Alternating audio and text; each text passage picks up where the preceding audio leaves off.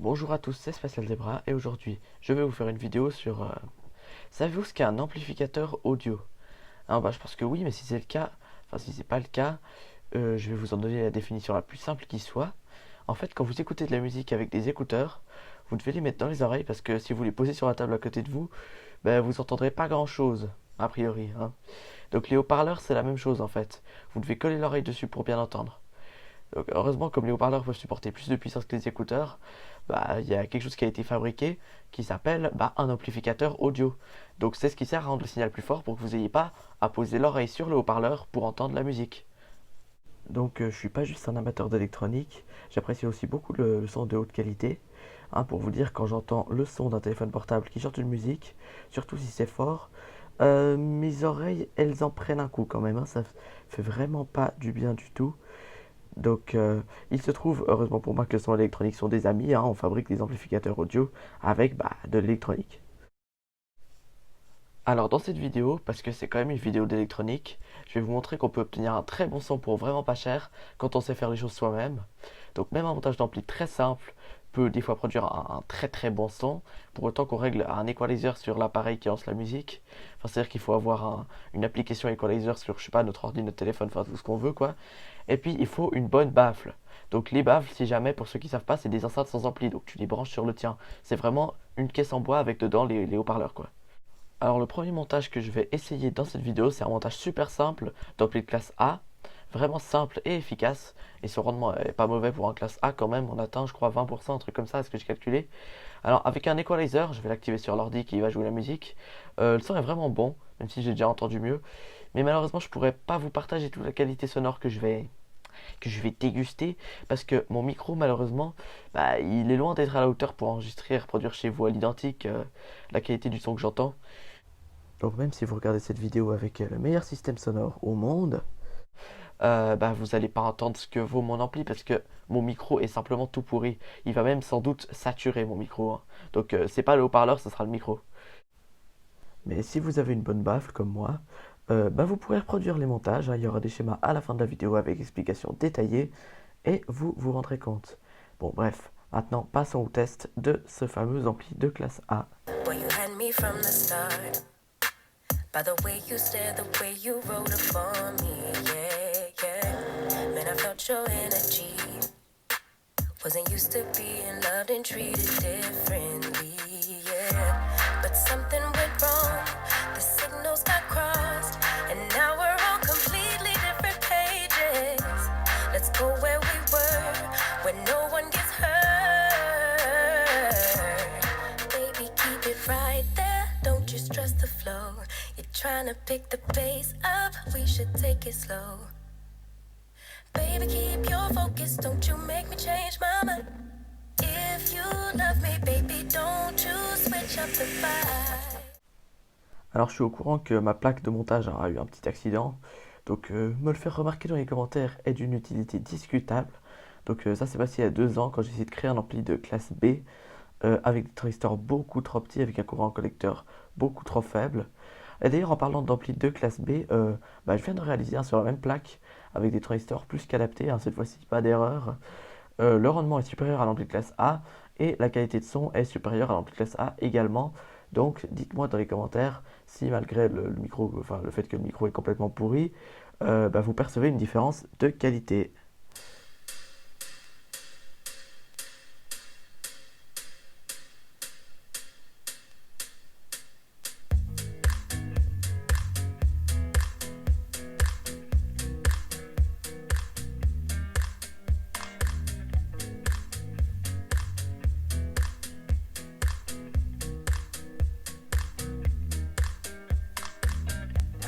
You by my side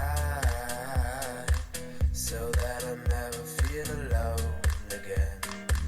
They've always been so kind, but now they brought you away from me.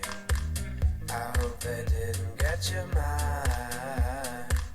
Your heart is too strong anyway. We need to fetch back the time they have stolen from us.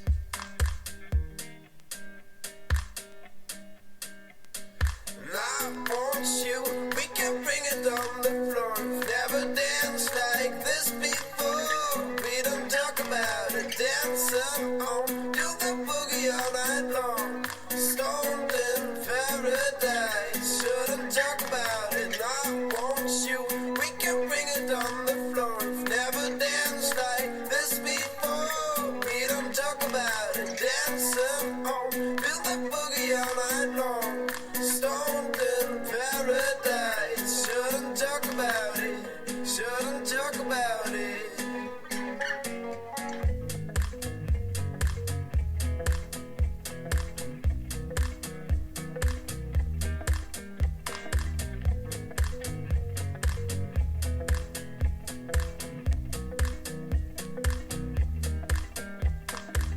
Code is stranger for me.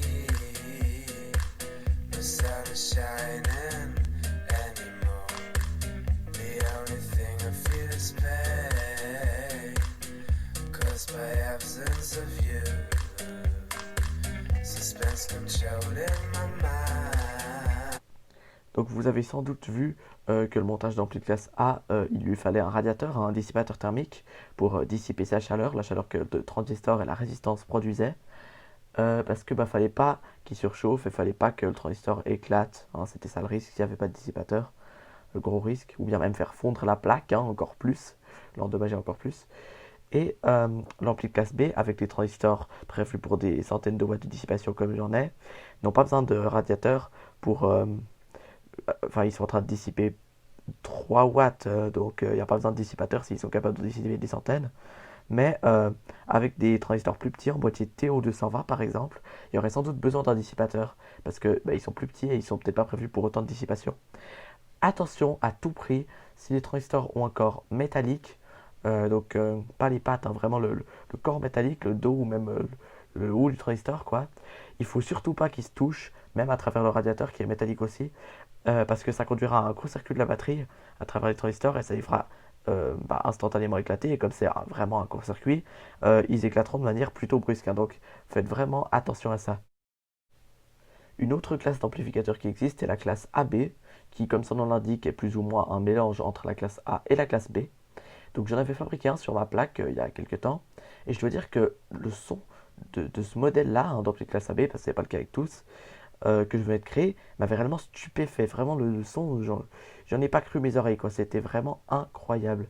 Donc du coup j'ai décidé d'en assembler deux sur des plaques à souder, donc de faire deux montages définitifs de cet ampli, et deux, un pour le canal droite, un pour le canal gauche. Donc en fait j'ai fait une chaîne stéréo, une chaîne hi-fi basée sur cet ampli, et le son est toujours excellent, puis je l'utilise plus ou moins tous les jours.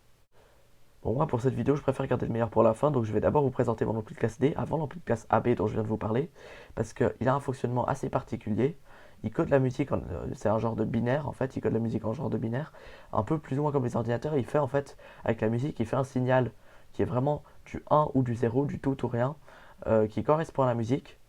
Et ensuite il l'amplifie, puis il la restitue dans sa forme analogique, donc il refait le signal de musique originale mais en plus fort. Donc du coup, ce type d'amplification permet en fait de perdre beaucoup moins d'énergie lors de l'amplification, donc lorsque le signal est rendu plus fort, et ensuite on en refait le signal d'origine mais du coup en plus fort. Alors seul défaut de cet ampli, c'est le nombre de parasites qu'il y a à l'arrière.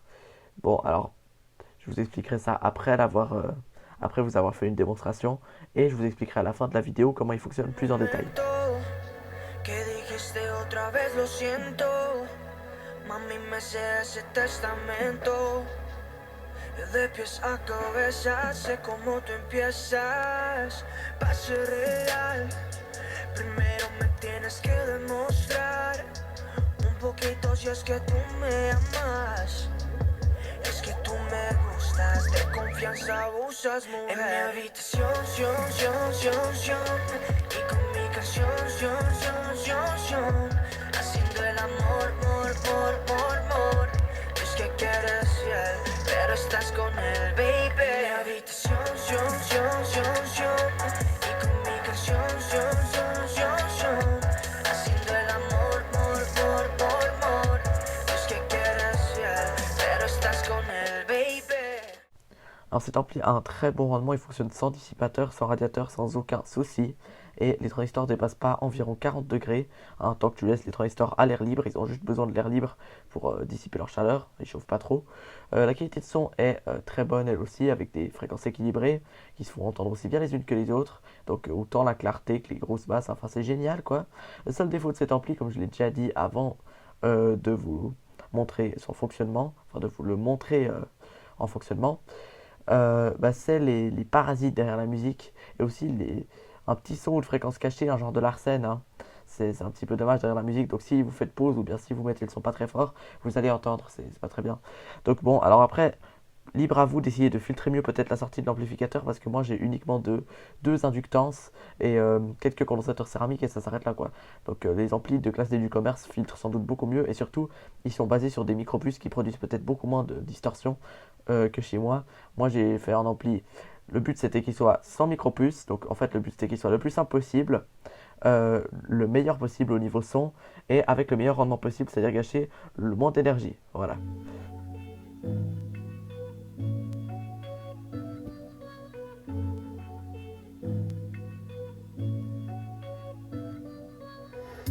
La vie, c'est qui, c'est quoi? Dis mais qu'est-ce qu'on fout là? Comme par magie, on a décidé pour nous, c'est comme ça.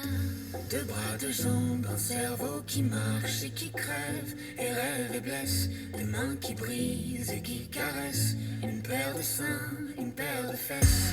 La vie, je te dis c'est mieux quand c'est sombre et lumineux, quand on n'écrit pas les règles du jeu. On se démerde, on triche un peu. À mon avis, il vaut mieux pas chercher d'où on vient, où on va. Ce sera moins beau quand on saura. Puis quand on trouve, il reste quoi? Moi je sais rien, mais j'ai pas peur. Je regarde les gens qui regardent ailleurs. Je leur pique le pire et le meilleur. Je fais des chansons comme un voleur. Comme un voleur. Comme un voleur.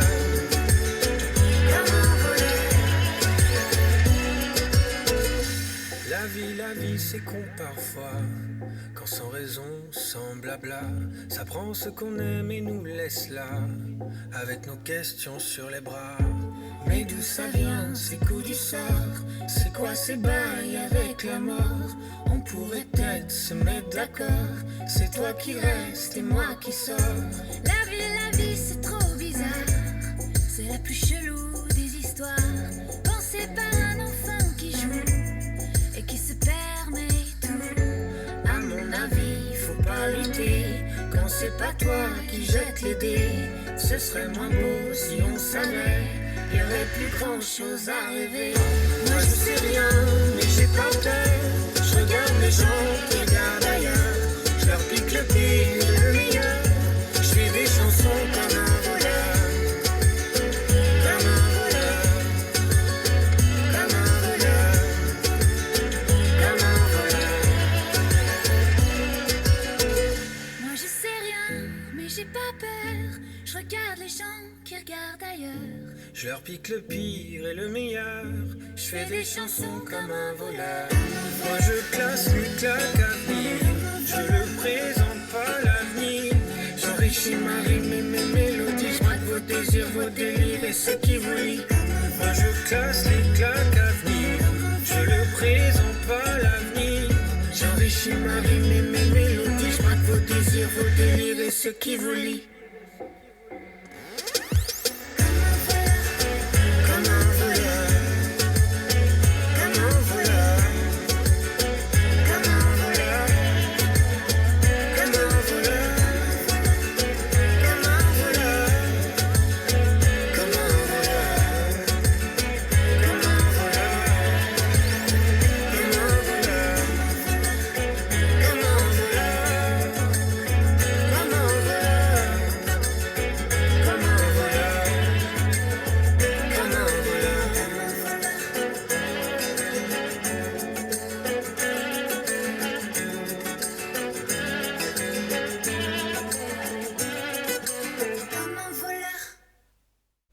Alors vous vous en êtes sans doute pas rendu compte, mais sur place le son est vraiment excellent, hein. Je vous recommande vraiment de le construire cet ampli, je vous recommande cet ampli plus que les trois autres. Après, il est plus complexe. Donc parmi les trois autres, celui que je vous recommande le plus, hein, c'est l'ampli classe B. Il est plutôt simple et franchement il est assez bon et il n'a pas un rendement si catastrophique pour un ampli. Donc maintenant je vais passer à la présentation des schémas des amplis et où je vais vous expliquer leur fonctionnement en détail. Donc ils fonctionnent tous plus ou moins différemment. C'est parti! On retrouve maintenant pour la partie test, hein, enfin la partie test, la partie explication plutôt, explication détaillée avec les schémas. Donc là, vous pouvez faire pause si vous voulez voir le schéma de l'ampli et l'étudier par vous-même, ou laisser la vidéo continuer si vous voulez entendre mes explications à moi par rapport à ce petit schéma. Donc pour les débutants, peut-être qu'il vous semble plutôt complexe, mais croyez-moi, il est simple. Je vais vous expliquer tout de suite comment il fonctionne. Et même si vous ne comprenez pas, il suffit de le reproduire à l'identique et ça fonctionnera. Par contre, il y a quand même certaines explications que je vais vous donner qui vont vous servir même si vous comptez que le reproduire à l'identique sans comprendre. Parce que bah, ça c'est des questions de sécurité par rapport à la chaleur qui est produite, avec quel composant le chauffe le plus, etc. Et aussi ne pas se tromper sur les valeurs. Alors ici on a audio in, hein, donc ça simule plus ou moins un jack d'entrée.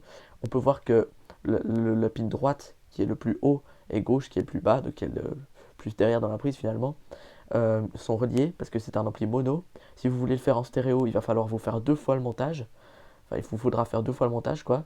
C'est-à-dire que vous allez faire une fois pour le canal droit et une fois pour le canal gauche, avec une masse commune.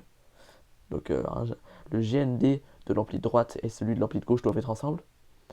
Euh, on voit que le courant de droite et gauche arrive directement dans ce condensateur, qui permet de ne pas avoir directement via cette résistance-là le moins du C4558 là, C4558, relié juste à travers l'appareil audio directement au GND, parce que ça court-circuiterait tout simplement l'entrée. Parce que l'appareil audio, en général, la sortie audio jack par exemple d'un téléphone, elle n'a pas une très grande résistance interne.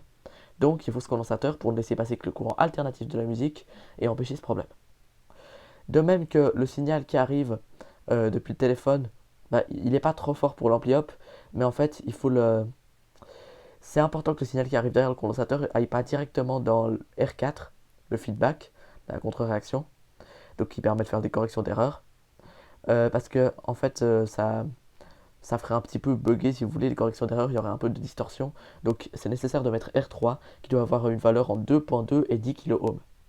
Donc je vous conseille d'aller voir sur internet pour apprendre à lire le code des couleurs des résistances si vous ne connaissez pas encore, vous verrez que c'est très utile.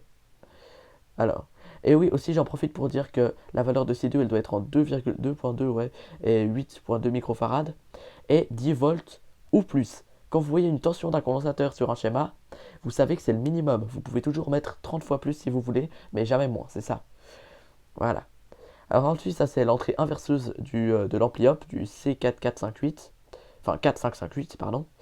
Euh, L'entrée non inverseuse est reliée à un pont diviseur fait de deux résistances de 10 kΩ, R1 et R2, mais aussi le pont diviseur est découplé par un condensateur C1 de 47 microfarad et 10 volts, encore une fois, ou plus. Euh, j'ai mis 47, j'ai pas mis une bande large de valeurs possible. En vrai, si vous mettez 22 à 100, ça fonctionnerait peut-être un peu moins bien qu'avec 47, mais ça marcherait. Si vous n'avez pas 47, c'est toujours mieux que rien. Parce qu'avec aucun condensateur là, ça va complètement être horrible le son. Voilà. Donc vous voyez qu'il faut l'alimenter en 12 volts supérieur ou égal à 2,5 ampères. Donc prenez pas une batterie toute pourrie au lithium pour appareil photo de 12 volts, non. Prenez même une alimentation à découpage si vous voulez, genre, je sais pas, l'alimentation de votre modem, peut-être votre box internet, souvent c'est du 12 volts et un peu plus de 2 ampères, donc vous regardez ce qui est écrit dessous, et puis si ça correspond, vous pouvez prendre ça. Ou bien sûr une batterie de 12 volts, évidemment, qui serait capable de délivrer ce courant. Alors, ensuite là, on a les deux condensateurs à la sortie de cet ampli. J'en profite pour dire qu'il y a cette résistance qui, en fonction des impulsions en sortie, va envoyer un signal à l'entrée, R4 là, pour faire des corrections d'erreur. On appelle ça une contre-réaction justement, ou en anglais feedback. Donc un retour vraiment sur les impulsions qui sont en sortie. Alors ensuite on a ces deux condensateurs pour ne laisser passer que le courant alternatif. Il y en a un de sortie et un d'entrée du condensateur. Ils doivent être moins contre moins histoire de former un condensateur qui n'est pas polarisé. Parce que sinon ça causerait de la distorsion. Ça ne les ferait pas exploser, il n'y a pas assez de tension, mais ça causerait de la distorsion. Donc ils doivent être supérieur ou égal à 220 microfarad et supérieur ou égal, toujours, hein, plus ou la même chose ou encore plus, de 10 volts. Après, on a un condensateur C6 en parallèle directement avec l'alimentation. Son plus est relié au plus de l'alimentation, son moins au moins de l'alimentation. C'est un condensateur qui doit être d'une valeur d'au moins 100 microfarad et d'une tension d'au moins 16 volts. Et pas seulement 10 cette fois-ci. Faites bien attention, si vous mettez que 10, il va péter. Et aussi, vous ne trompez pas de sens pour les condensateurs, ça peut les faire péter aussi. Donc en général, si vous regardez sur le boîtier, vous saurez toujours dans quel sens c'est. Si vous ne savez pas repérer, vous pouvez toujours aller voir sur internet comment faire. Il suffit juste de taper sur Google, vous trouverez très vite, vous verrez. Alors, ici, on a maintenant le corps de l'ampli. Parce que oui, ce que je vous ai montré avant, avec le C4558, je me trompe toujours, c'est le préampli. Quelle est la différence entre un préampli et un ampli? Le préampli augmente la tension du signal en entrée pour la rendre assez forte pour être dans un haut-parleur. Mais malheureusement, il n'est pas capable de débiter le courant nécessaire pour le haut-parleur. Donc on a assez de tension en volts, mais pas assez de courant en ampères. Donc après, l'ampli qui vient après le préampli, il sert à augmenter le courant tout en gardant en général la même tension qui sort du préampli, il n'amplifie pas. Après, ça arrive que certains, enfin il n'amplifie pas la tension quoi. Après, ça arrive que certains amplis augmentent autant la tension que le courant, et dans ce cas-là, il n'y a pas besoin de préampli, hein, ça dépend des montages, mais en général, ça se constitue d'un préampli et d'un ampli. Donc là, on va s'attaquer au corps de l'ampli. C'est sur l'ampli qu'il y a deux composants, R6 ainsi que Q1. C'est bizarre, j'ai cru avoir déjà vu une R6 sur ce schéma. Ah non, c'était un C6. Et bon, excusez-moi, hein, c'était juste pour moi. Voilà. Donc R6 doit être une résistance pas comme les autres, une résistance bobinée d'une puissance dissipable plus grande ou égale à 25 watts. Donc des résistances métalliques. Vous pouvez rechercher sur internet à quoi ça ressemble. De 4,7 ohms, et elle devra être montée sur un dissipateur de chaleur. Q1 devra aussi être monté sur un dissipateur de chaleur et avoir un courant collecteur, donc le courant qui peut passer du collecteur à l'émetteur. Vous pouvez regarder c'est quoi le collecteur, l'émetteur, la base, tout ça sur internet. Supérieur ou égal à 3 ampères pour ce montage, c'est important, sinon il va griller. R5 doit être de 150 ohms hein, pour préactiver, on va dire, le transistor. Le fonctionnement d'un transistor sera peut-être le sujet d'une autre vidéo, en attendant vous pouvez aller voir sur internet, pareil. Doit être de 150 ohms, mais ça peut aussi, je tiens à dire, ça marche aussi avec du 180 ohms ou du 220 ohms, ou même du 120 ohms, mais ça marche mieux avec 150, c'est pour ça que j'ai mis que cette valeur et pas un large choix de valeurs quoi, sur le schéma. Et elle n'a pas besoin d'être grande ni d'être montée sur un dissipateur de chaleur, vous prenez une résistance ordinaire. On a un condensateur de sortie ici, C5, 10 000 microfarad et 16 volts. Donc évidemment, pas tout le monde a 10 000 microfarad chez soi. Vous prenez juste le plus gros condensateur que vous avez. Sachez qu'en dessous de 10 000 microfarad, le son en sortie sera peut-être pas génial. Et il faut 16 volts au moins. Et puis évidemment, 10 000 microfarad, c'est pas une limite. Vous pouvez mettre plus. Si vous avez 100 000, bah, tant mieux pour vous, j'ai envie de dire. Et là, vous avez le haut-parleur. Donc comment fonctionne cet ampli? Je vais même expliquer comment fonctionne ce type de préampli en détail. Il fonctionne avec ce qu'on appelle un ampli-op. Peut-être que ça fera le sujet d'une autre vidéo, sinon en attendant, comme pour la plupart des choses dont j'ai parlé jusqu'ici, allez voir sur internet. Mais je vais quand même vous expliquer comment fonctionne le corps de l'ampli, avec le transistor et ses deux résistances et le condensateur autour. Alors en fait, un transistor, ça peut s'activer. La patte avec la flèche, c'est l'émetteur. Le collecteur, c'est la patte qui monte juste au-dessus de l'émetteur. Et la patte, la broche quoi, en dessous, la ligne en dessous de Q1, en dessous du marquage Q1, c'est la base. Donc retenez bien les noms de ces trois pattes parce que je vais utiliser ces noms pour le restant de ces explications, la suite de ces explications de ce schéma. Alors, quand un courant négatif arrive à la base, parce que oui c'est un type de transistor qu'on appelle NPN, avec le symbole NPN c'est la flèche qui part en bas, la flèche elle aurait un sens inversé si c'était un PNP.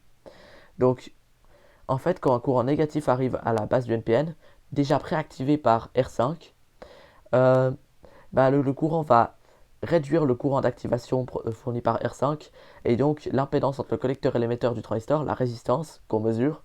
Donc c'est plus ou moins comme une résistance comme toutes les R que vous voyez, mais c'est une résistance qui dépend un petit peu du courant d'activation à la base.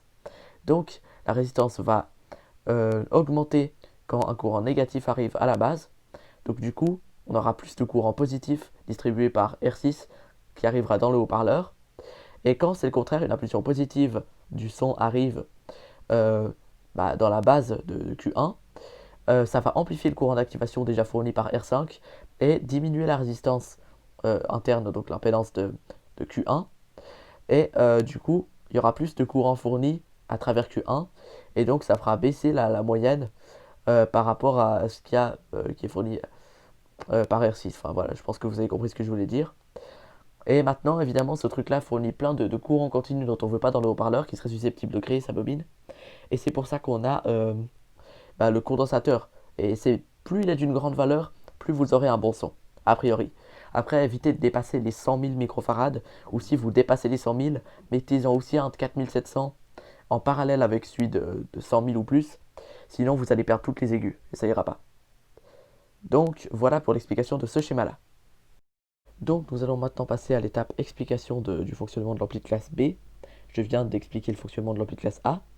Alors en entrée, ici, autour du C4558, on retrouve le même préampli que sur l'ampli que dans le montage précédent.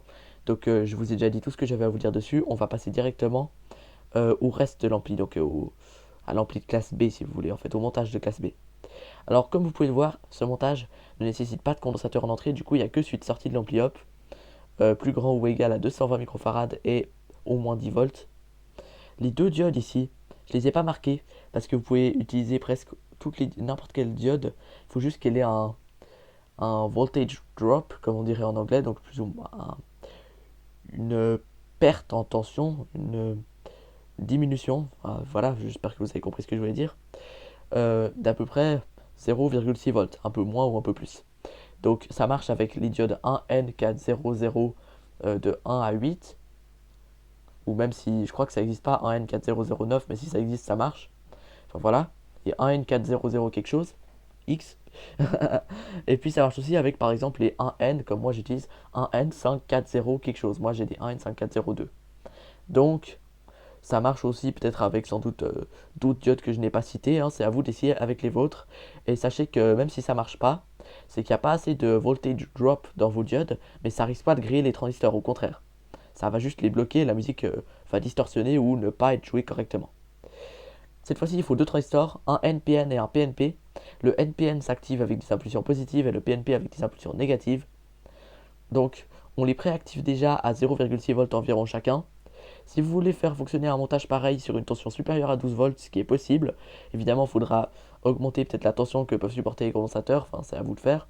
Je vous conseille de mettre entre les deux flèches des transistors et puis la base du condensateur C4 des résistances à chaque fois de 0,22 ohms, je pense, ou le 27 ohms, enfin 0,27, je pense, hein, pour des plus grandes tensions, sinon ça risquerait de griller. Et puis évidemment, pour des plus grandes tensions, un courant collecteur pour chaque transistor supérieur à 3 ampères. Ici, c'est supérieur ou égal à 3 ampères. Voilà, si vous voulez construire un montage identique qui fonctionnerait sous une tension plus grande pour plus de puissance, c'est à vous d'être créatif, hein, pour une fois. Alors, on a R5 de 150 ohms ici, R6 de 150 ohms ici. Donc, comme je l'ai dit, les diodes, en fait, elles ont un voltage drop de 0,6 volts chacune, environ. Donc, en fait, ça permet de créer une tension presque ce qu'il faut pour activer sur les bases des transistors. Donc, c'est des lignes qui partent derrière le dos des transistors, les bases. Hein. Et en fonction de la musique qui arrive, quand la musique arrive en étant négative, elle va aller désactiver un peu plus le transistor NPN et elle va pas pouvoir aller dire coucou au PNP pour l'activer parce que la diode l'en empêche, elle n'est pas dans le bon sens. La diode, si jamais c'est un sens unique pour le courant, la flèche représente le sens du plus au moins. Et puis le moins, du coup, même si le moins circule pas, c'est le plus qui circule. En imaginant qu'il y a un courant négatif qui arrive, lui, il va dans l'autre sens, dans la diode. Voilà. Même si ça fait pas trop sens de dire ça, c'est pour aider à comprendre les débutants. Euh, Ici, du coup, si la musique arrive en négatif, ça va désactiver plus le NPN. Et donc le PNP, lui, se verra par conduction, hein, à travers les deux émetteurs, un tout petit peu plus activé. Et ça va permettre de créer un signal plus positif que négatif. Enfin, plus haut, quoi. Enfin, plus négatif que positif, c'est le contraire. Parce que si c'est une impulsion négative qui arrive, c'est logique que ça fasse du négatif dans le haut-parleur. Si c'est une impulsion positive qui arrive, c'est l'inverse. Ça va activer, enfin désactiver plus ou moins, réduire le courant d'activation du PNP, donc le transistor d'en bas, Q2. Le NPN c'est Q1, j'ai oublié de dire ça, désolé pour ceux qui n'ont pas compris. Comme je vous l'ai dit de façon dans la vidéo d'avant, le PNP a une flèche dans l'autre sens, qui va contre le transistor au lieu de en partir. Donc si le signal arrive en étant positif, il va réduire le courant d'activation du PNP et par conduction à travers les émetteurs, ajouter une puissance d'activation ou NPN et ça va permettre de créer un signal qui est plus haut qu'avant, plus positif. Et donc tout ça, ça va faire notre oscillation. Et comme encore une fois, ça rejette plein de courants de continu, ça c'est pas du pur alternatif. Il faut un condensateur en sortie. Et même topo qu'avant, le plus gros que vous avez. Et si le plus gros que vous avez c'est dans les 100 000 microfarads, vous pouvez en mettre plusieurs en parallèle hein, pour faire des plus grandes valeurs, je tiens à dire. Si vous avez deux de 4700, si vous les mettez plus reliés au plus et moins reliés au moins ensemble, en parallèle, bah, tout simplement vous aurez le double de la valeur si c'est les deux de la même valeur. Enfin, ça additionne les valeurs. Donc vous pouvez faire ça. Et il faut au moins 10 volts. Et donc c'est exactement pareil qu'avant quoi. Donc cet amplificateur fonctionne cette fois-ci comme ça. Il a un meilleur rendement parce que c'est pas juste une résistance fixe pour le positif.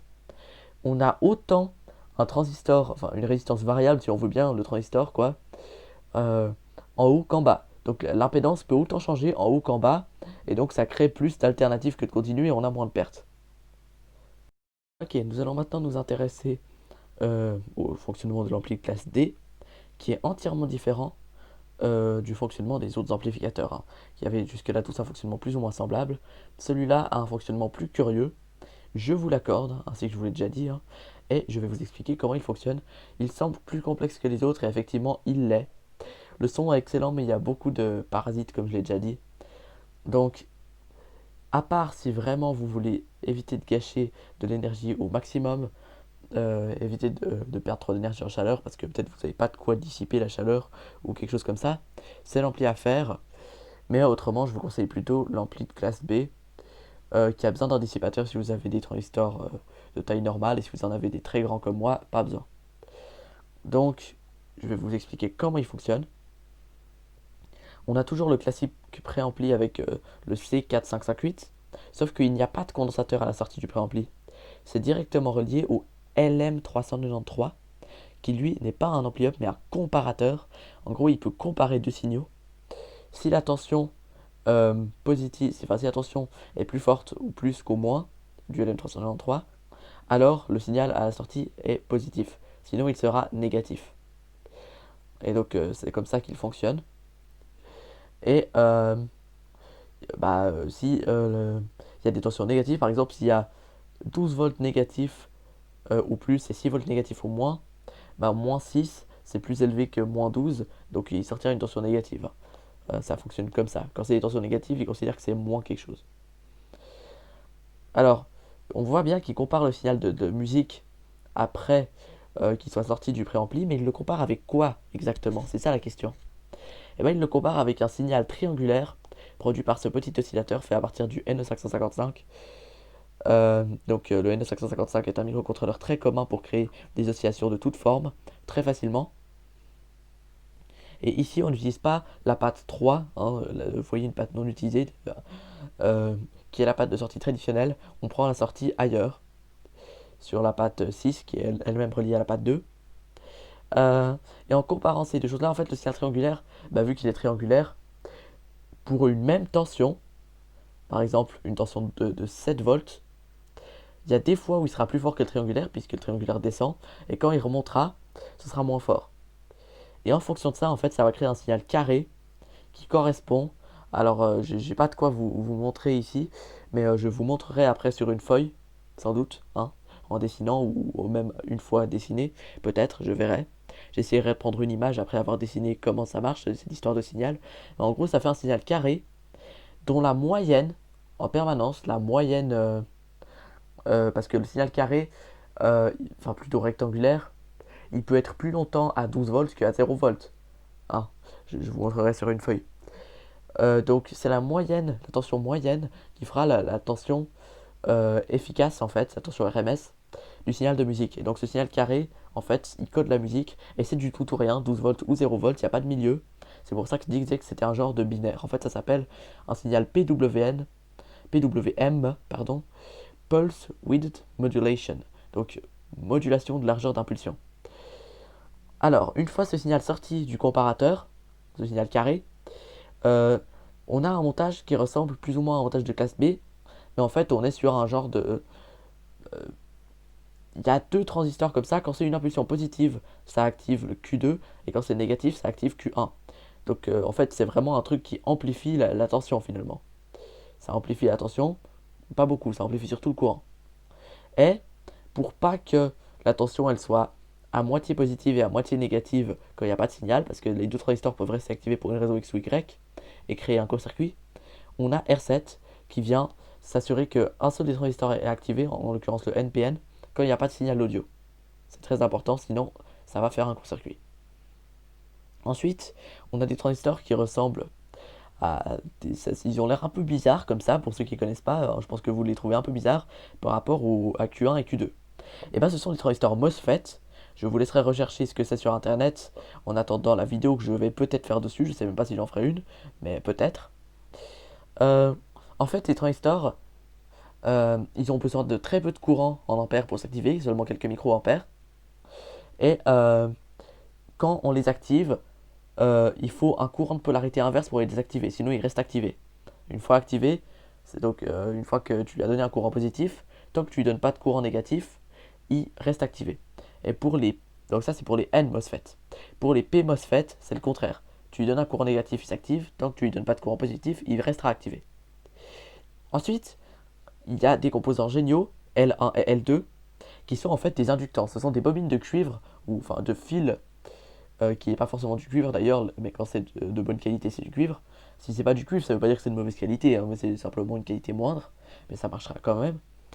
Euh, Bah, en fait, ces, ces bobines, en fait, quand vous avez un signal carré qui va très vite, euh, au-dessus de la fréquence maximale qu'elles peuvent passer, elles vont toujours vous sortir un signal qui vaudra la moyenne, euh, la moyenne enfin une signal droite, quoi, une tension qui vaudra la moyenne de celle du signal carré ici en l'occurrence. Donc, on recrée de cette manière le signal analogique qu'on avait en entrée de musique, mais du coup en plus fort puisqu'il vient d'être amplifié. Oh, désolé, j'ai été sur une autre photo, je voulais pas. Et après ces deux bobines qui font ça sur chaque côté, sur chaque polarité, c'est relié au haut-parleur. Et je tiens à dire que si on a un montage inverseur, quand Q3 est activé, ça activera Q5, et quand Q4 est activé, ça activera Q6. Comme ça, l'autre patte du haut-parleur, quand une patte du haut-parleur est reliée au plus, l'autre sera toujours reliée au moins et vice-versa. Plutôt que d'être relié aux permanences au moins, ça permet d'avoir plus de puissance. Donc cet ampli est à la fois puissant, et aussi produit un bon son, et perd très peu d'énergie en chaleur. A priori, il n'y a pas tellement besoin de dissipateur. Euh, il faut juste laisser les transistors à l'air libre. Mais il y a pas mal de parasites dans le son, hein. Le son, quand on met pas très fort ou quand on coupe la musique, on entend un souffle et puis aussi un petit. C'est pas très cool. Voilà, malheureusement, c'est le seul défaut de cet ampli. Et là, je dézoome pour vous, histoire que vous puissiez tous voir le schéma. Donc vous pouvez faire pause si vous voulez le recopier. Et voilà, je le remets normalement. Ah bah vous voyez toujours tout, c'est cool. Et donc je vais vous expliquer comment il fonctionnait. Et j'ai sauté un petit détail, malheureusement. Il faut un condensateur de 1000 microfarads et au moins 16 volts en parallèle de la batterie, quoi. Comme sur les deux amplis précédents. Je ne sais pas si je l'ai fait remarquer sur l'ampli de classe B, mais je crois qu'il y en avait un aussi. Je suis même plus sûr qu'il y en ait un ou pas. De toute façon, l'ampli de classe B, lui, il n'en a pas besoin, mais il fonctionne toujours mieux avec. Voilà.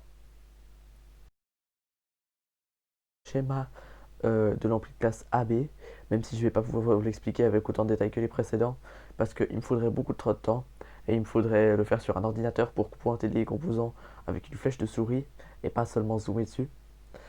Et surtout, il me faudrait passer quelques détails qui paraissent évidents à ceux qui connaissent un minimum l'électronique, mais qui sont... qui- ceux qui connaissent pas beaucoup passeraient complètement à côté. Donc, je vais seulement vous dire deux, trois choses importantes dessus.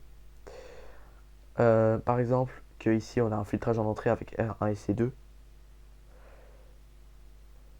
Qu'ici il n'y a même pas les tensions des condensateurs qu'il faut mettre parce que ça paraît évident à ceux qui ont le niveau pour faire ce schéma. J'ai oublié de mettre la valeur de C3 ici, je suis désolé, c'est 100 microfarads. Et le transistor Q6 n'a pas besoin d'un gros dissipateur, un tout petit. Q7 a besoin d'être dissipé, voire même ventilé parce qu'il chauffera vraiment beaucoup. Et il faut que leur courant collecteur soit, comme marqué, d'au moins 10 ampères. Les autres transistors que Q6 et Q7 n'ont besoin d'aucune dissipation. Et il faut une alimentation symétrique pour faire fonctionner cet ampli.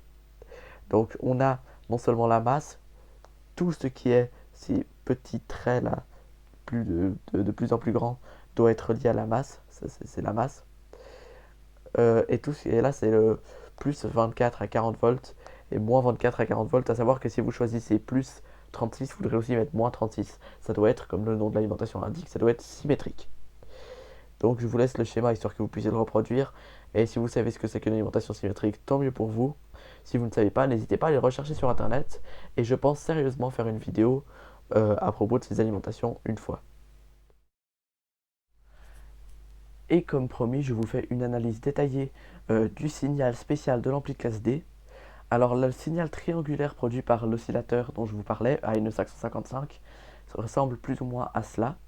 Donc on a de 0 volts à 12 volts, de bas en haut c'est la tension, et la flèche de gauche à droite c'est le temps. Hein. Et on a un triangle qui ressemble plus ou moins à ça, en fait.